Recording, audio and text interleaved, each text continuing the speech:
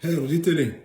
Аз съм Стоян Георгиев и с това кратко включване искам да отправя послание към онези от вас, които имате деца между 3 и 12 години и дори вероятно малко по-нагоре, ако имате тинейджера вкъщи, тъй като ми прави впечатление при ежедневните ми срещи с семейства и особено с родители, за това, че голяма част от тях се сблъскват с определена несигурност за това по какъв начин могат и трябва да подходят към децата им, съобразени с техния етап от развитието.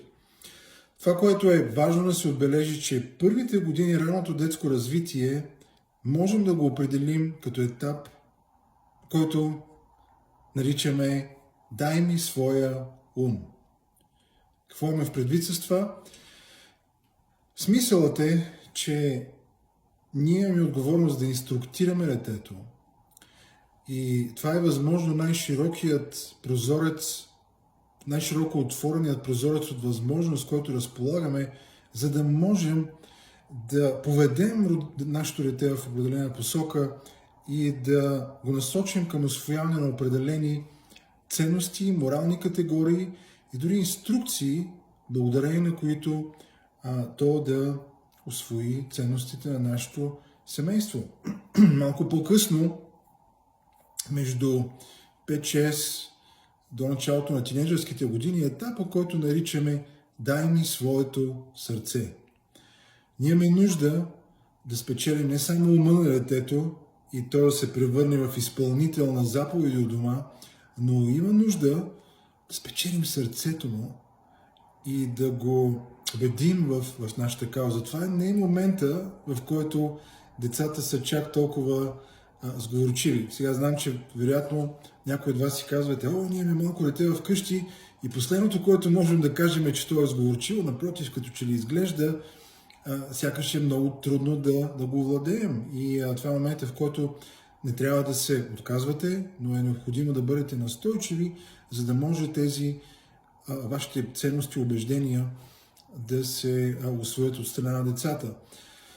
В същото време бъдете по-внимателни в етапа на началната училищна възраст, тъй като този етап първоначално може да изглежда малко спокоен, до голяма степен спокоен, и вие постепенно да започнете да се отдръпвате. Това не означава, че не трябва да осигурявате повече лично пространство на вашите деца, но е възможно да си кажете: те вече се оправят, нещата изглеждат спокойни, най-вероятно идва момента, в който мога да дишам малко по-спокойно вкъщи.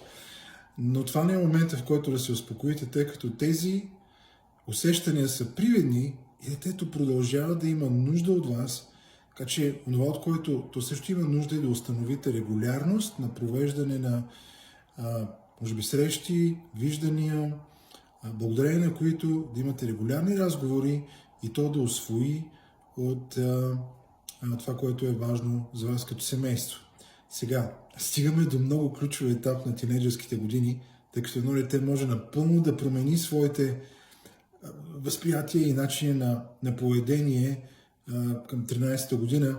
De facto, едно дете може да влезе в 12-та година напълно спокойно и малко по-късно нещата напълно да се променят, влизайки в този бурен етап от развитието.